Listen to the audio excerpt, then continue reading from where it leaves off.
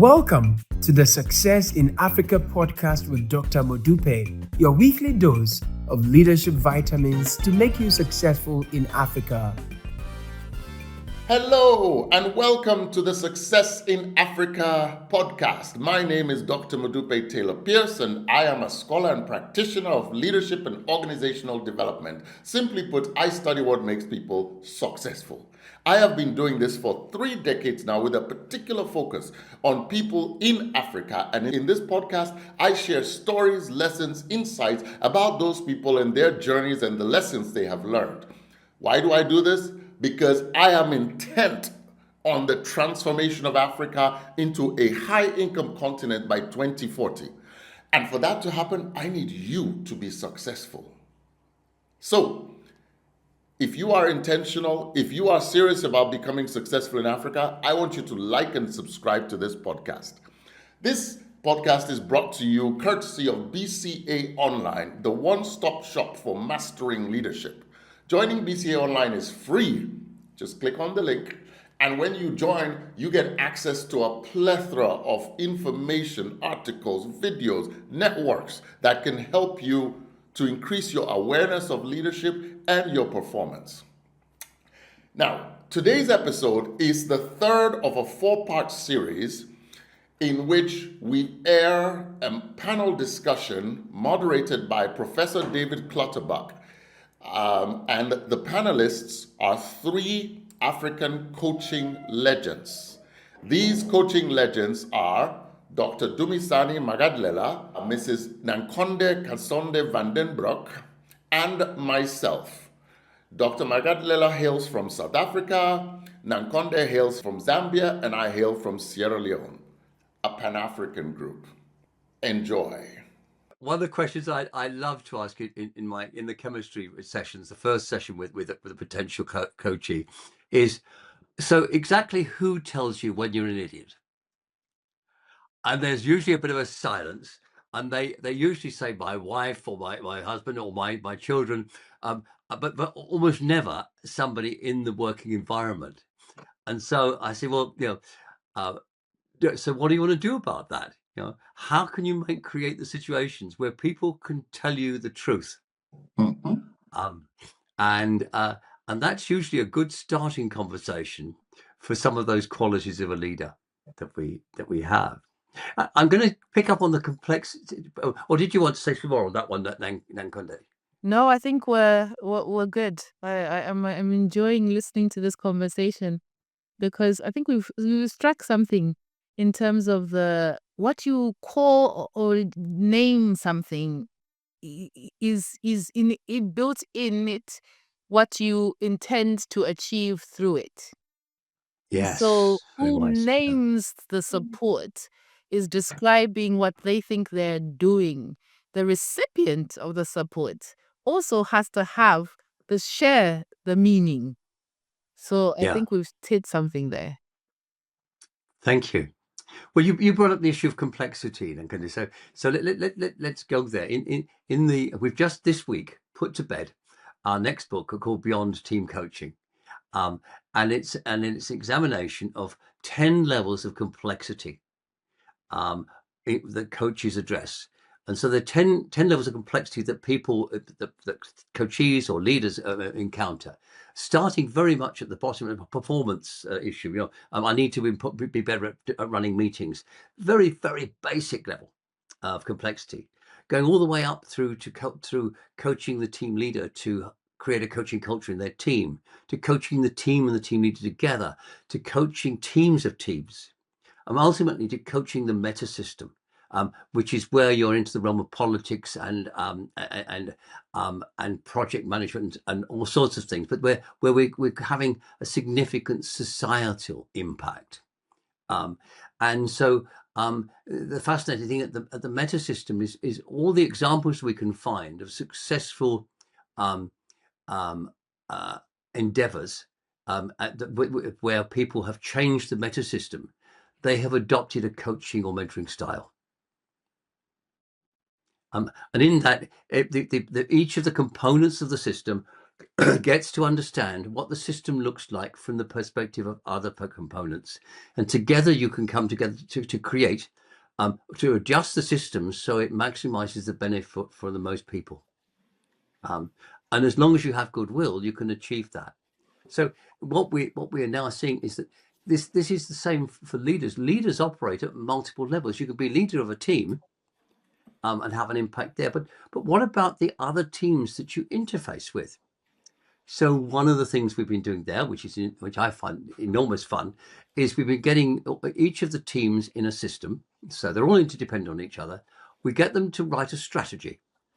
And the strategy is, how will you screw life up for the other teams that you're interfacing with? And and then we get them to share these strategies. And of course, as they do this, there's a lot of laughter, but then they say, but you do that. And so what we're trying to do is to create these interconnections, if you like.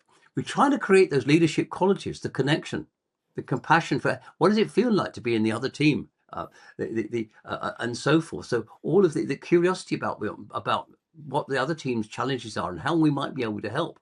So those leadership qualities we're trying to inject into the system of teams as a leadership process.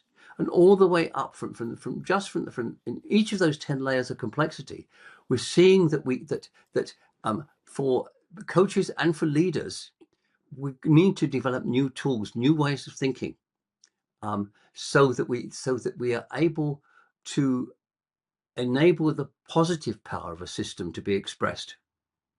But most systems are so quagmired in their complexity, and each bit of the system trying to do its own thing regardless of all the others, that we fail. And that's where great leadership and great coaching come together again. The work you've just mentioned, the research sounds very interesting, and it reminds me of some of the work we've recently done with the University of Sheffield. We were looking at sense making and meaning making. Oh, brilliant! Yes. And we worked with a master student in occupational psychology to help us understand how do leaders in an African context make sense of what they're seeing, and then go on how to act, then bring the meaning to it, is following through their actions.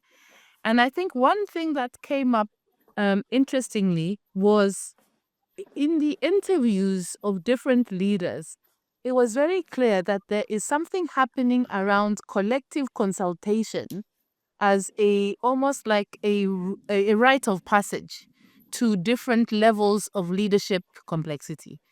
But it's at the heart of how leaders operate in an African context, because whilst the leader is still seen as the figure at the front, or the person to look towards for direction, the leaders described that irrespective of what they needed to get done, and depending on the pressure to get it done, which was so time urgency is also important.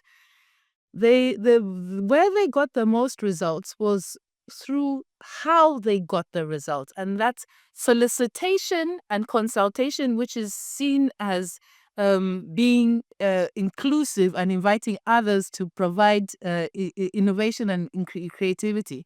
But actually, it was seen as an integral part of not only input and ownership of others into solving problems, but also respect.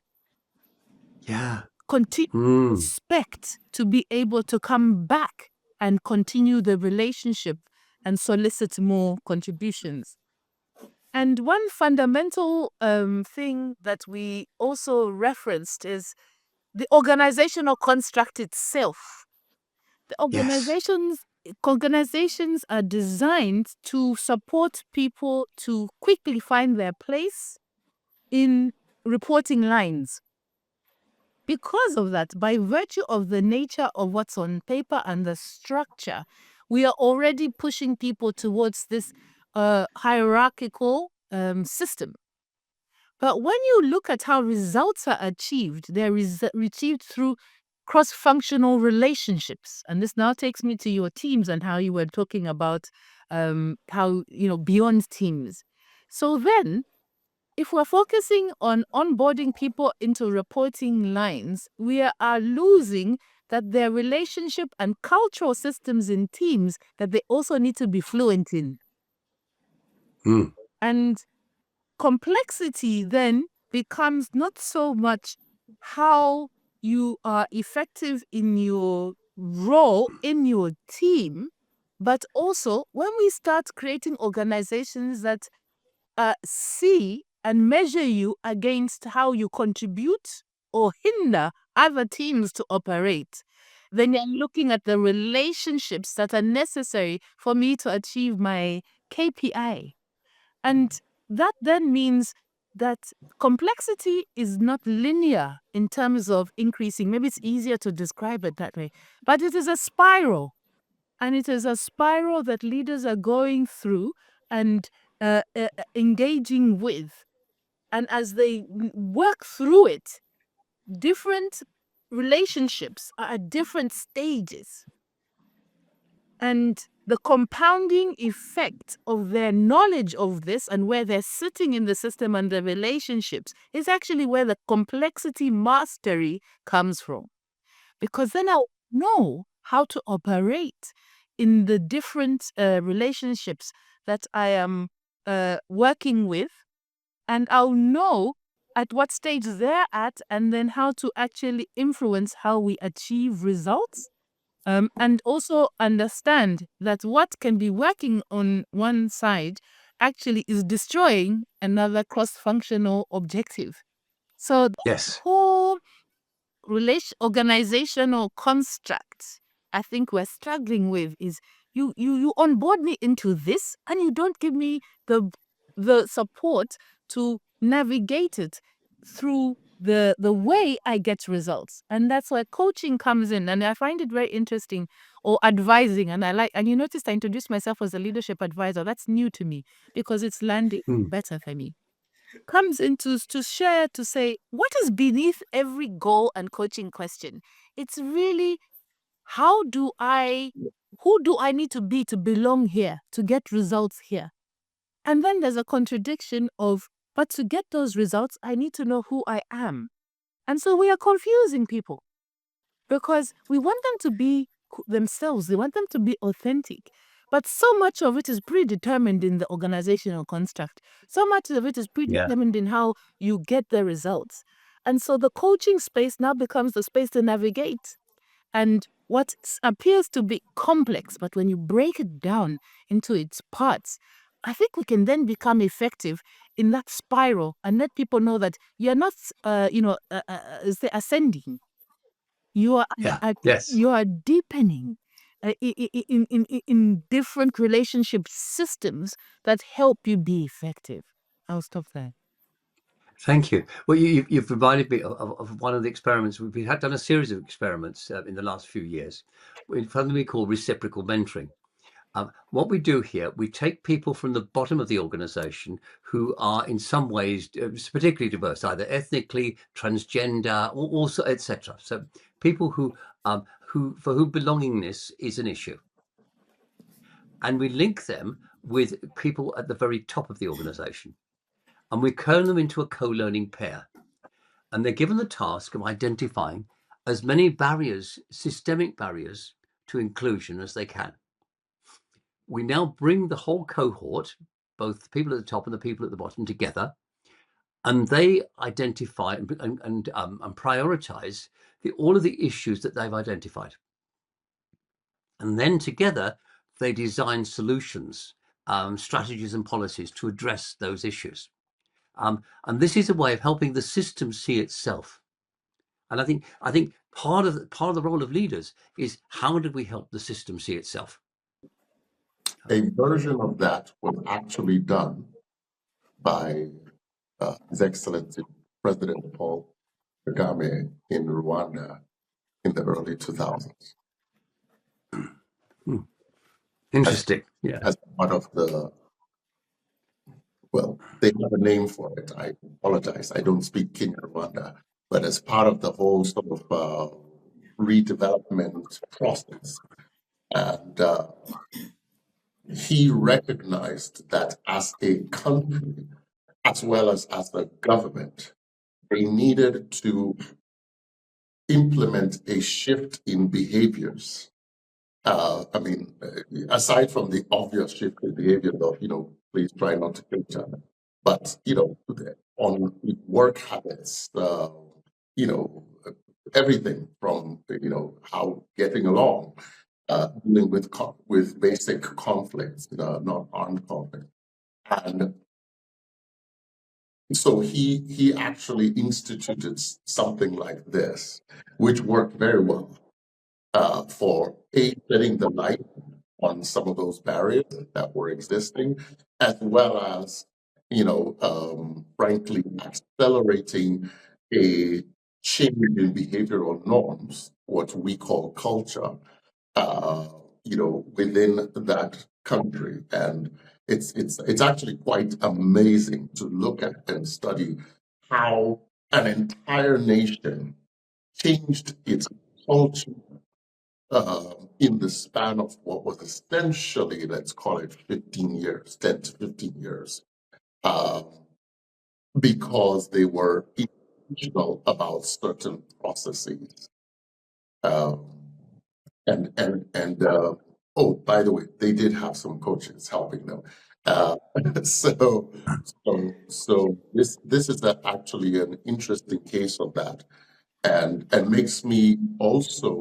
gives me encouragement to say this can happen in other places. This can happen in other countries, in the world, where it needs to happen, where our ways of working, our habits, we've built in contradictions. And I love the way you put it. Be yourself, but oh no, at the same time, adjust to what works, and report your reporting lines. But oh, by the way, you need to be a team player across the way. But no, you're only evaluated and rewarded based on inside your. And that process of helping to clarify what really are the behaviors that we want to reward, Yeah. that we want to propagate, okay?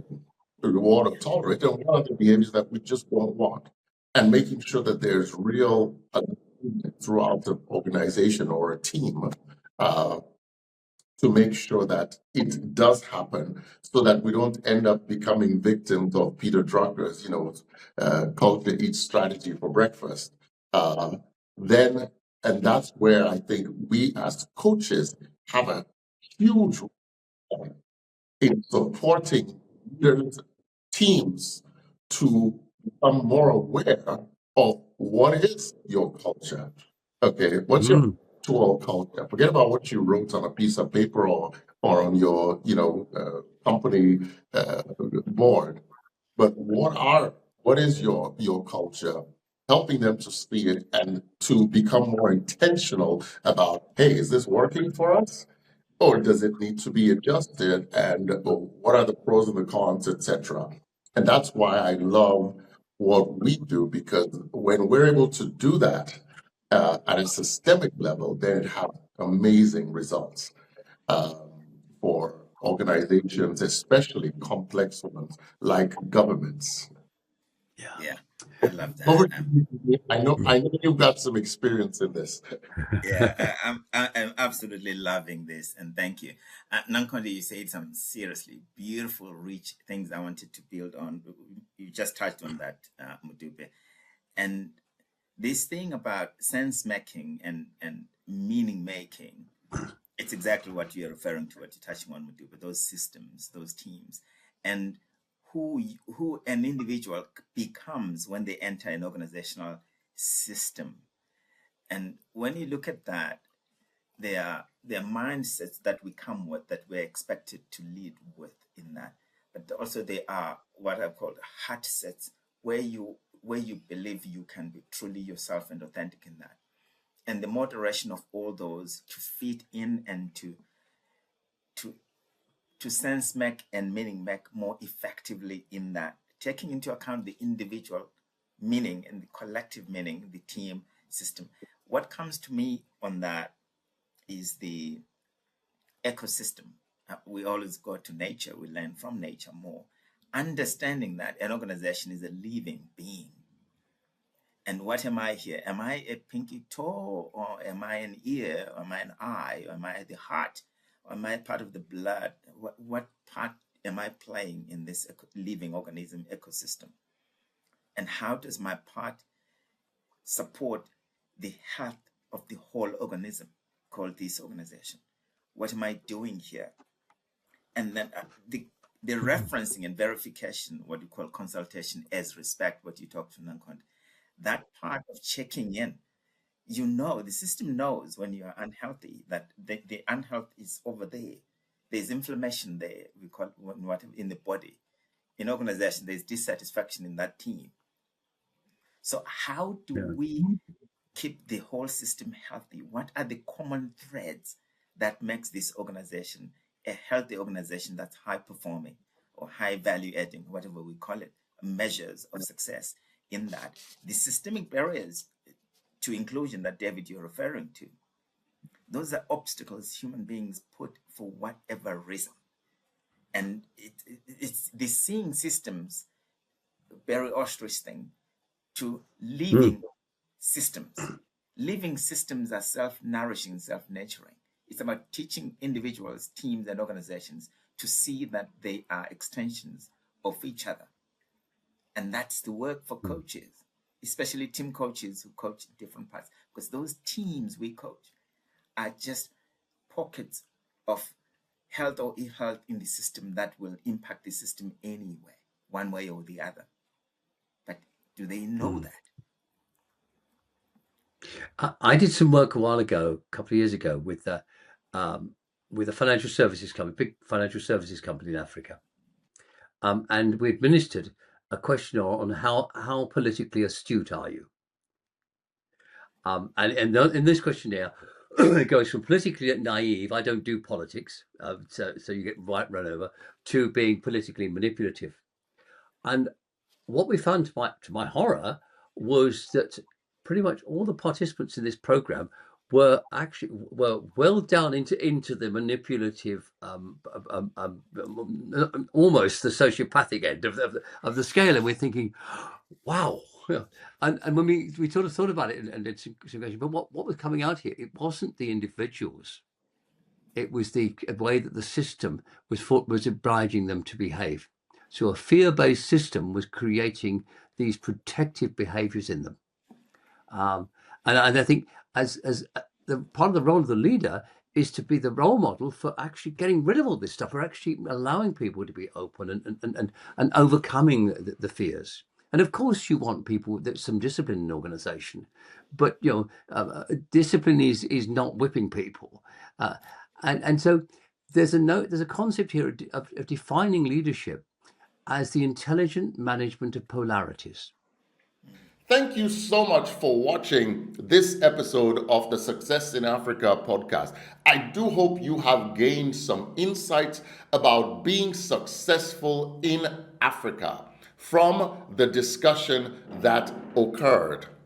Now, in this particular episode, we focused on the subject of creating trust, because trust is so important in a relationship that will help you to become better. And I do hope that you have gleaned something. And if you have, please like, subscribe, and share this video, because you don't want to be successful just by yourself. You want the continent to be successful. So share this widely, and I hope to see you next week as we will air the fourth of the 4-part discussion between Professor David Clutterbuck and the 3 African global coaching legends. See you next week. Tomorrow belongs to those people who prepare for it today. See you next week.